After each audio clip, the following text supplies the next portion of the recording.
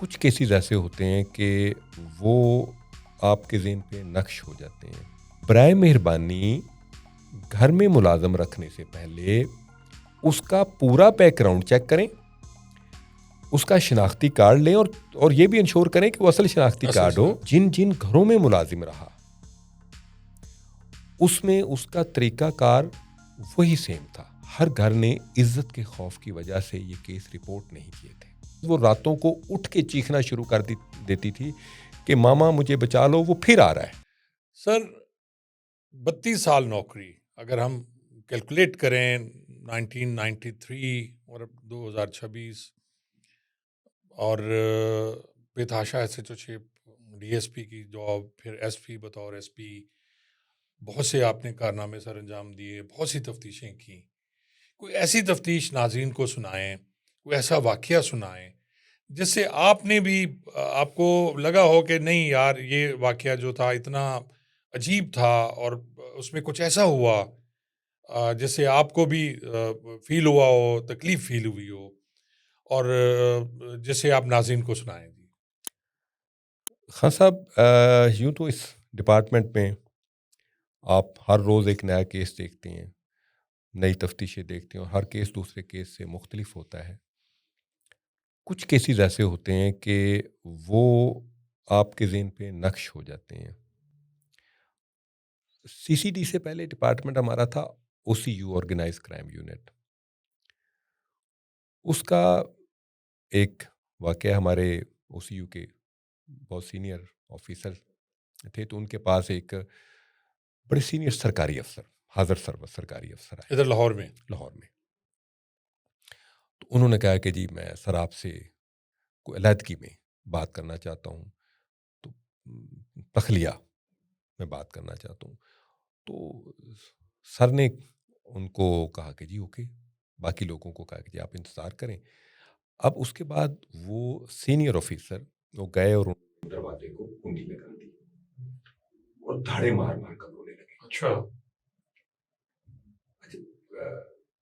D A جی صاحب پریشان ہو گئے کہ اتنا سینئر آدمی اور اس طرح دھاڑے مار مار کے رو رہا. انہوں نے پہلے اسے تسلی دی, اس سے بات پوچھی, تو انہوں نے کہا کہ سر آپ کو بتا نہیں سکتا کہ جو مجھ پر بیت رہی ہے, جو میرے خاندان پر بیت رہی ہے, جو ہمارے ساتھ ہوا ہے.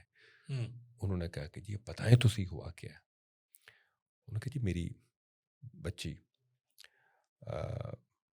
بالکل نوجوان بچی, تو اس کے ساتھ عدتی کا کیس ہوا ہے اور وہ گھر کے نوکر نے اچھا عدتی کی ہے. اب یہ بڑا ایک سنگین قسم کا واقعہ تھا. انہوں نے کہا جی ہم عزت دار لوگ ہیں, بچی کا فیوچر ہے, تو ہم تو یہ کیس رپورٹ بھی نہیں کر سکتے, کیا رپورٹ کریں, تو برائے مہربانی اس میں ہماری ہیلپ کریں. وہ case D S P Muhammad Ali but کو دے دیا گیا. محمد علی بٹ بڑے مشہور آپ کے افسر ہیں, بڑا اور اچھا بڑے افسر ہے سمجھدار ہیں جہاں تک میری اطلاع ہے. جی, بڑا بہادر, بڑا عزت اور غیرت والا پولیس افسر ہے. ان کو یہ ٹاسک دیا گیا کہ اس بندے کو ٹریس کریں, اور آپ یہ دیکھیں کہ اس ملازم کے کوائف بھی نہیں لیے گئے تھے اس کو نوکری میں رکھنے سے پہلے. یعنی جو کوائف لیے جاتے ہیں, شناختی کارڈ, باقی چیزیں, وہ بھی نہیں لیے, ویریفیکیشن نہیں کیا گیا. وہ صرف موبائل فون نمبر تھا. موبائل فون نمبر پہ علی بٹ نے اس پہ کام کرنا شروع کر دیا. اس کو ٹریس کر لیا گیا. ٹریس کر کے اس کو جب ہوم ورک مزید کیا گیا تو پتا چلا کہ اس سے پہلے بھی یہ کئی گھروں میں بطور کوک ملازم رہ چکا ہے, اور جن جن گھروں میں ملازم رہا اس میں اس کا طریقہ کار وہی سیم تھا کہ جیسے ہی گھر میں اسے اکیلے میں کوئی خاتون یا اس گھر کی بچی ملتی تھی, گھر والے نہیں ہوتے تھے, تو وہ اس کی گردن پہ چھری رکھ کے اس کو خوفزدہ کر کے ریپ کرتا تھا, اور اس کے بعد وہ غائب ہو جاتا تھا. پہلے کیس میں آپ دیکھیں کہ زیادتی یہ ہوئی, اب یہ میں کسی کا نام جی نہیں جی لے ظاہر رہا, ہے عزت کا بیٹیاں مسئلہ ہے. سب جی کی برابر ہیں, بیٹیاں سب کی بیٹیاں ہیں، بہنیں سب کی بہنیں ہوتی ہیں. اس نے بدبخت نے یہ کیا کہ زیادتی کی، اور زیادتی کرنے کے بعد اس نے فون کیا بیگم صاحبہ کو کہ جی آپ کب آ رہے ہیں؟ تو انہوں نے کہا کہ بیٹا ہمیں 1-1.5 گھنٹہ لگ جائے گا. اس نے پھر دوبارہ زیادتی کی. جن جن گھروں میں وہ رہا تھا اور جہاں پہ اس نے یہ ایسا ظلم کیا تھا، ہر گھر نے عزت کے خوف کی وجہ سے یہ کیس رپورٹ نہیں کیے تھے. کیا کرتے دیکھیں نا اس میں کیا کرتے تھے. اگر کیس رپورٹ ہوتا ہے، ایف آئی آر درج ہوتی ہے، تو اس بچی کو یا اس خاتون کو عدالت میں جا کے ان سوالوں کا جواب بھی دینا ہوگا کہ زیادتی کیسے ہوئی، اس وقت گھر میں کون تھا، کون نہیں تھا، میڈیکل ہو. اور پھر آفتاب صاحب سب سے بڑی بات کہ اس کی شادی کیسے ہوگی، اس کی شادی کیسے ہوگی، وہ ماتھے پہ معاشرے میں کیا داغ منہ لگ دکھائے جائے گی، گا. وہ اسکول کیسے جائے گی، وہ کالج کیسے جائے گی. یہ اب مسائل آپ دیکھیں، یہ مسائل، یہ سانحہ کسی بھی گھر میں آ سکتا ہے. اس میں جب پورا اس کو چیک کر لیا گیا، ریکارڈ اکٹھا کر لیا گیا، جب اس پر ریڈ کیا گیا تو اس کو کچھ اندازہ تھا کہ پولیس میرے پیچھے لگ چکی ہے. اس ریڈ میں اس نے سیدھی پولیس پر فائرنگ کی. اور اس کراس فائرنگ میں وہ شخص جو میں سمجھتا ہوں کہ انسان کہلانے کا مستحق نہیں ہے، اس کراس فائرنگ میں وہ کیا. اور وہ بچی جو کہ اس واقعے کے بعد ذہنی مریض بن چکی تھی، نفسیاتی مریض بن چکی تھی، اس کو پھر اس کی اطلاع دی گئی کہ آپ کے ساتھ یہ ظلم کرنے والا بندہ پولیس مقابلے میں کیا ہے. بیکاز وہ راتوں کو اٹھ کے چیخنا شروع کر دیتی تھی کہ ماما مجھے بچا لو، وہ پھر آ رہا ہے. اس اطلاع کے بعد وہ بچی نارملائز ہونا شروع ہوئی، اس کا وہ خوف دور ہوا.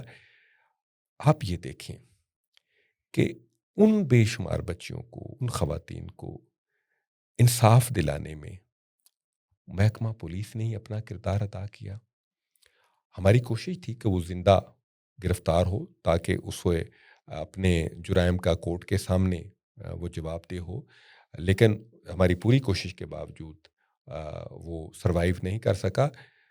یہاں پہ ایک اور خان صاحب بہت بڑا سوال بھی پیدا ہوتا ہے، اور ایک کوشچن بھی میں اپنے تمام سوسائٹی کے لوگوں کو دینا چاہتا ہوں.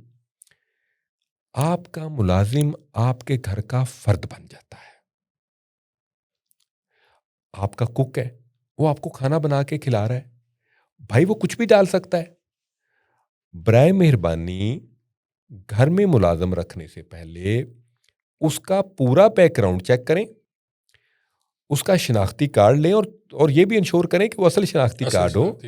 ہمارے خدمت سینٹر موجود ہیں پولیس کے، وہاں پہ جائیں. کریکٹر ویریفیکیشن اب تو بڑا آن لائن ہے سب. اس کا سی آر او چیک کر لیں، اور آپ کو یہ بھی پتا ہو کہ یہ کس علاقے کا ہے، اس کا پیچھے بیک گراؤنڈ کیا ہے. آپ ان باتوں کو غیر ضروری نہ سمجھیے. ایک غلط ملازم اگر آپ کے گھر میں آ گیا تو آپ یوں سمجھیں کہ اب آپ کا دشمن آپ کے گھر کے اندر بیٹھا ہے. ایک غلط ملازم واردات کے دوران آپ کے خاندان کو نقصان پہنچا سکتا ہے، آپ کی عزت کو خطرے میں ڈال سکتا ہے، آپ کی سلامتی کو خطرے میں ڈال سکتا ہے. برائے مہربانی اپنے ملازموں کے حوالے سے بہت کانشیس رہیں، اور ملازم کے اٹھنے بیٹھنے، اس کے طرز عمل پر بھی غور کریں. شادمان کا ایک پرانا قصہ ہے. ایک کمشنر انکم ٹیکس تھے، ان کے ملازم نے بیگم صاحبہ کا اس نے بہانہ بنایا کہ جی مجھ سے اچھا سلوک نہیں کرتی.